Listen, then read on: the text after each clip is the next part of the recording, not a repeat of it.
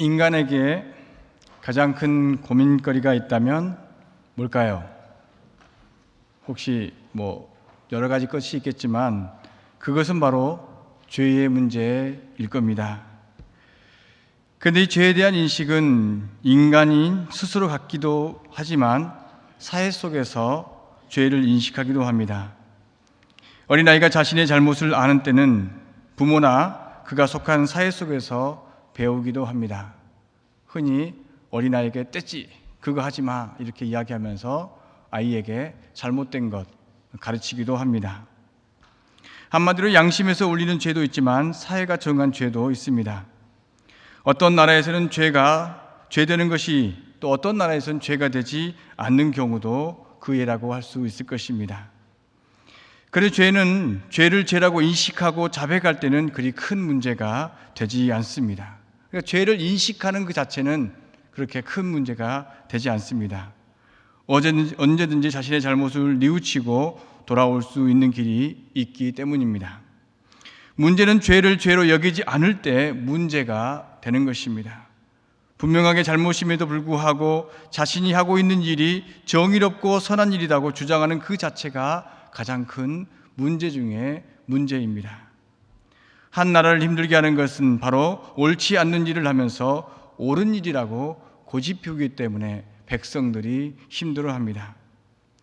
성경에서 죄에 대한 이야기를 많이 합니다. 특히 예언서에서는 이스라엘 백성의 죄를 책망합니다. 죄 때문에 이스라엘 백성이 멸망했다. 우상을 숭배해서 멸망했다. 이렇게들 이야기합니다. 그런데 여기서 우리는 주의 깊게 생각해야 할 문제가 있습니다. 이스라엘 백성의 죄로 이스라엘이 멸망했는가? 흔히 이스라엘 백성이 우상을 숭배하게 멸망했다고 단정적으로 이야기하는데 그 내용이 사실일까? 우린 이 두 물음에 대해 좀 더 세심한 대답이 필요합니다. 사실 죄는 이스라엘 백성, 즉 국민이 지은 죄가 아니라 그 나라를 다스리는 지도자들의 잘못으로 멸망한 것입니다. 물론 애굽이나 바벨론, 아수르 등의 강대국의 침입으로 멸망했다고 하지만 그래도 백성을 지키지 못한 최종적인 책임은 지도자에게 있는 것입니다. 당시의 지도자들이 경제적인 힘을 섬겼으며 백성을 생각하기 전에 자신들의 사리사욕을 챙겼기에 이스라엘 백성은 멸망했던 것입니다. 스스로 좋은 뜻이라고 하지만 백성을 위한 일이 아닌 결국 자신들을 위해서 그들은 그렇게 행동했습니다. 백성들은 생계를 위해서 율법을 지킬 수 없었습니다. 탐욕에 물든 지도자의 문제이지 일용할 양식 때문에 고생하는 백성들이 결코 갖는 죄가 아니라는 사실입니다. 이스라엘을 무너지게 한 것은 바로 지도자들의 무능이며 자신들을 위한 탐욕 때문입니다. 탐욕 때문에 화를 내고 범죄하고 사람을 죽입니다. 오늘 본문에 등장하는 가인이 그려 있습니다. 가인이 하나님께 제사를 드리고 또한 그 제사를 드리는 가운데에서 하나님께 분냄을, 화내는 모습을 볼 수 있습니다. 이 두 사람의 제사가 무엇 때문에 하나님께서 받으시고 무엇 때문에 하나님께 받지 않으셨는가? 옛날에 여러 가지 해석들은 양을 들여서 받았고 곡식을 들게 받지 않았다 이런 생각도 합니다. 그러나 여기서 중요한 것은 이 재물이 어떤 재물이냐가 문제가 아니라 그 재물을 드리면서 어떤 마음을 갖고 있었느냐라는 것입니다. 재물을 받지 않는 하나님이 아니라 드리는 가인에게 문제가 있는 것입니다. 그렇다면 가인에게 어떤 문제가 있었을까? 우리는 생각해 봐야 합니다. 하나님께서 가인의 제사를 받지 않는 것에 대한 문제는 가인이 제사를 드리는 목적이 잘못되었습니다. 아벨은 하나님의 도우심에 감사로 제사를 드렸지만 가인은 하나님께 드리는 이 제물이 감사의 제물이 아닌 뇌물이라 할 수 있는 것입니다. 하나님께 제물을 드리면서 그 제물을 통하여서 자신의 부를 또 얻고자 하는 그런 마음이 그 가운데 있었던 것입니다. 그런 더 많이 가지려고 하나님께 드렸지만 하나님께서는 그것을 거부했습니다. 하나님께 제사를 드림을 통해서 더 많은 것을 얻고자 했던 것입니다. 탐욕이 그 제사를 덮었던 것입니다. 그때 하나님께서는 받지 않으셨습니다. 더 주지 않겠다는 것이죠. 그래서 화가 난 것입니다. 그때 하나님께서 말씀하셨습니다. 어찌하여 내가 화를 내느냐? 얼굴빛이 달라진 까닭이 무엇이냐? 내가 올바른 일을 하였다면 어찌 얼굴빛이 달라지겠느냐? 내가 올바르지 못한 일을 하였으니 죄가 너의 문에 도사리고 앉아서 너를 지배하고 있다. 너는 그 죄를 잘 다스려야 한다. 가인은 하나님으로 알지 못한 채 자신의 욕망을 채우는 우상으로 만들어 버렸습니다. 그러나 아벨은 가난한 중에서도 감사의 제사를 드렸습니다. 반면 가인은 대가를 바라고 하나님께 제사를 드렸습니다. 자신의 부를 더 많이 축적하기 위해서 드리는 제사는 하나님께서 결코 받지 않으신다는 사실을 우리는 기억해야 합니다. 가인의 죄는 여기서 끝이지 않습니다. 가인은 그의 아우 아벨을 들로 불러서 죽였습니다. 우리가 읽은 개역 개정판에는 없지만 고대 사본에서는 아벨에게 들로 나가자고 해서 들에서 아벨을 죽입니다. 이 들은 아무도 보이지 않을 것 같은 그곳, 아무런 사람들의 눈도 없고 하나님의 눈도 없는 그곳에서 가인은 아벨을 죽였습니다. 하나님의 눈을 피해 들에서 아벨을 죽인 것입니다. 하나님을 2번 속인 것입니다. 한 번은 제물로 속이고 두 번째는 아무도 모르게 아벨을 죽임으로 하나님을 속였습니다. 그때 하나님이 가인에게 물으셨습니다. 너의 아우 아벨이 어디 있느냐? 가인은 마지막 3번째 하나님을 속입니다. 모릅니다. 제가 아우를 지키는 사람입니까? 가인은 처음부터 끝까지 자신의 탐욕을 위해 하나님을 속이고 아벨을 속이고 자신을 속였습니다. 여기서 우리는 기억하고 분명히 할 것이 하나 있습니다. 본래 인간 창조의 목적이 하나님께 영광을 돌리는 것입니다. 그러나 또 하나 또 있습니다. 그것은 아우를 지키는 것입니다. 하나님께 영광을 돌리기 위해서 아우를 지키는 것입니다. 나보다 못한 것을 지키고 돌보는 것, 하나님께서 만드신 세상을 아름답게 가꾸는 것이 인간 창조의 목적이라 할 수 있습니다. 아우를 지키는 것은 힘없는 자를 돌보는 것입니다. 먼저 태어나 먼저 세상을 경험한 사람이 선생이 되어서 세상을 살아가는 길을 가르쳐 주는 것, 그것이 형된 사람의 도리고 먼저 된 우리의 도리고 어버이 된 우리의 도리인 것입니다.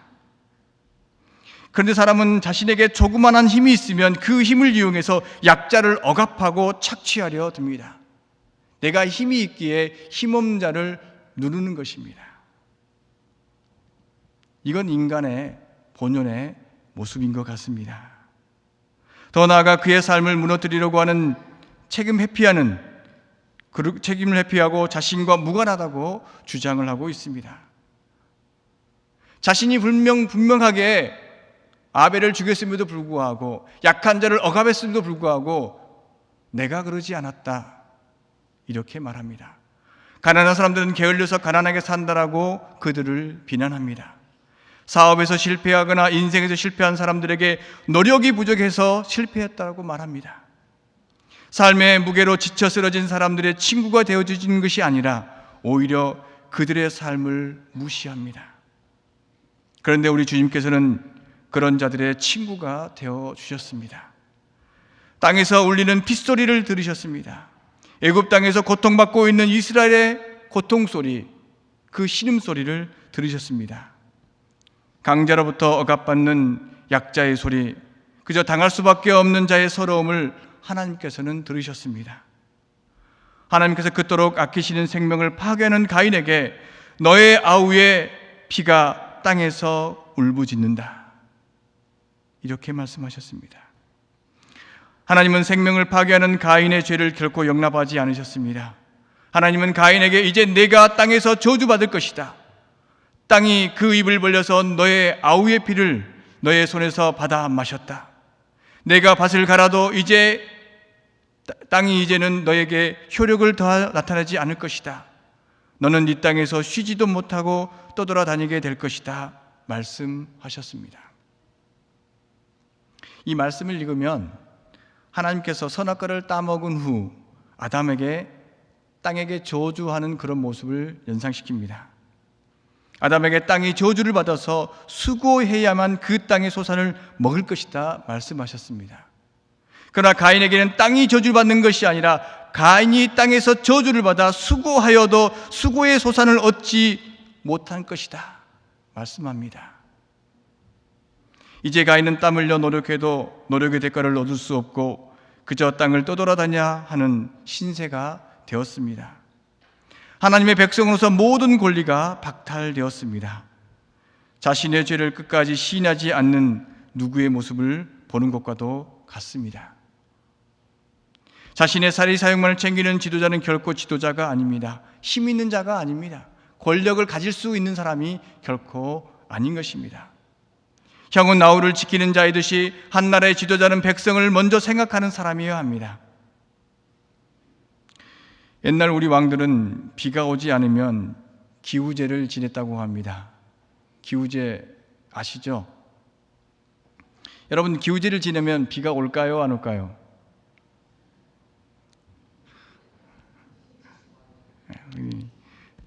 저는 안 온다고 했는데 우리 담임 목사님께서 비가 온다고 하시더라고요.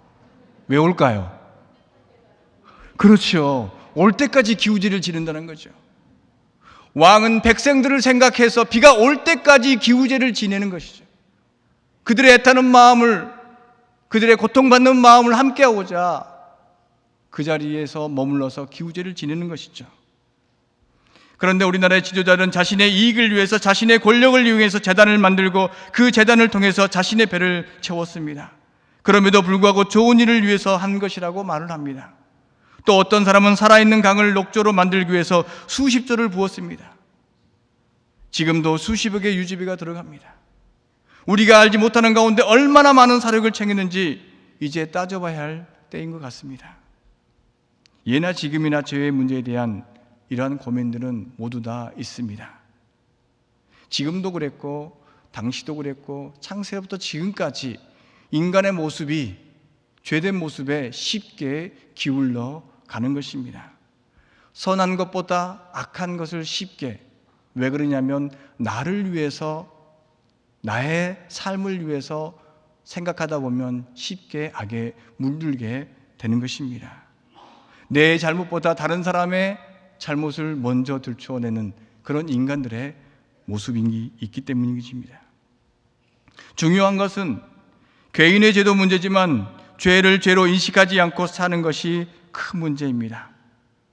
힘과 권력 그리고 경제적으로 가진 자들이 스스로 정의롭다고 자신을 변호하고 다수의 약자를 억압하는 이 구조적인 죄가 더 큰 문제입니다. 우리 백성들의 개개인의 죄들은 그 죄 때문에 스스로 괴로워합니다. 그러나 힘 있는 자들은 그 죄를 짓고도 괴로워하지 않는다는 게 더 큰 문제입니다. 이런 모습은 예나 지금이나 변하지 않는 사회 구조입니다. 하나님은 이런 구조 속에서 작은 자의 편에 서서 강한 자의 잘못을 깨닫게 하셨습니다. 강자보다 차자, 장자보다 차자를, 또한 애국보다 강대국보다 이스라엘같이 힘없는 민족을 하나님께서 붙드시고 그들의 하나님이 되어 주셨습니다.